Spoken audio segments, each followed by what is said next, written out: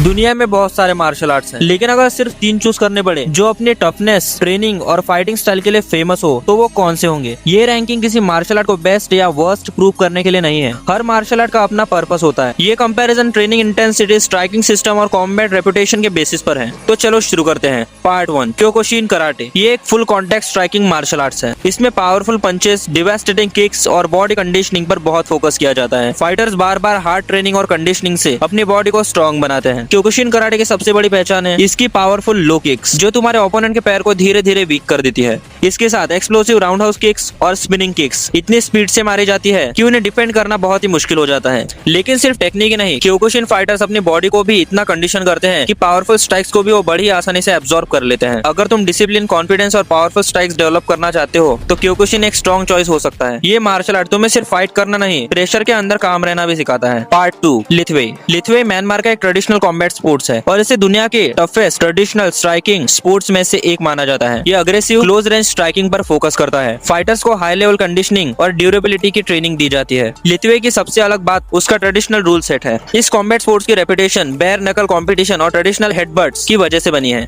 इसी वजह से लिथवे फाइटर्स की कंडीशनिंग और मेंटल टफनेस पर बहुत जोर दिया जाता है। ये स्टाइल सिर्फ पावर नहीं बल्कि प्रेशर में परफॉर्म करने की एबिलिटी भी डिमांड करता है। ये उन लोगों के लिए है जो एक्सट्रीम कंडीशनिंग और ट्रेडिशनल कॉम्बैट स्पोर्ट्स में इंटरेस्टेड हैं। अगर टफनेस को टेस्ट करना है तो लिथवे की रेपुटेशन अलग ही लेवल की है। पार्ट 3, मुआ थाई। इसे द आर्ट ऑफ लिम्स भी कहा जाता है क्योंकि इसमें पंचेस, किक्स, एल्बोज और नीज के साथ क्लिंच भी यूज होता है। ये कंप्लीट स्ट्राइकिंग सिस्टम प्रोवाइड करता है। मुआ थाई को द आर्ट ऑफ लिम्स इसलिए कहा जाता है क्योंकि ये सिर्फ हाथों और पैरों तक लिमिटेड नहीं है। इसमें एल्बोज और नीज को भी पावरफुल स्ट्राइकिंग टूल्स की तरह यूज किया जाता है। जब फाइटर्स क्लोज रेंज में आ जाते हैं तब क्लिंच के थ्रू वो ओपोनेंट को कंट्रोल करके अपनी स्ट्राइक्स के लिए मौका बनाते हैं। इसी कंप्लीट स्ट्राइकिंग सिस्टम ने मुआ थाई को दुनिया भर में इतनी ज्यादा रिस्पेक्ट दिलाई है। इसी कंप्लीट सिस्टम और ग्लोबल सक्सेस की वजह से मुआ थाई को नंबर 1 रखा गया है। और फाइनली एक बात याद रखो, कोई एक मार्शल आर्ट्स यूनिवर्सली बेस्ट नहीं होती। तुम्हारा गोल डिसाइड करता है कि तुम्हारे लिए क्या बेस्ट है। अगर तुम्हें सिर्फ 1 चूज करना हो तो तुम किसे चूज करोगे? कमेंट में सिर्फ अपनी चॉइस लिख दो। और अगर तुम्हें ऐसी वीडियोस पसंद है जहां मैं मार्शल आर्ट्स, फिटनेस और सेल्फ इंप्रूवमेंट को सीरियसली ब्रेक डाउन करता हूं, तो सेल्फ थ्योरी को सब्सक्राइब करना मत भूल। Because becoming stronger isn't just about your body, it's about building the mindset behind it. लेकिन एक इंपॉर्टेंट वार्निंग, ये मार्शल आर्ट्स देखने में एक्साइटिंग लग सकते हैं, लेकिन इनकी ट्रेनिंग फिजिकली डिमांडिंग होती है और इंजरी का रिस्क भी होता है। इन्हें बिना क्वालिफाइड कोच के खुद से प्रैक्टिस मत करना, स्पेशली पावरफुल स्ट्राइक्स या contact drills. Proper protective equipment, control training और सेफ्टी रूल्स फॉलो करना इंपॉर्टेंट है। और याद रखो, मार्शल आर्ट्स का पर्पस किसी को हर्ट करना नहीं बल्कि डिसिप्लिन, फिटनेस और कंट्रोल स्किल डेवलप करना है।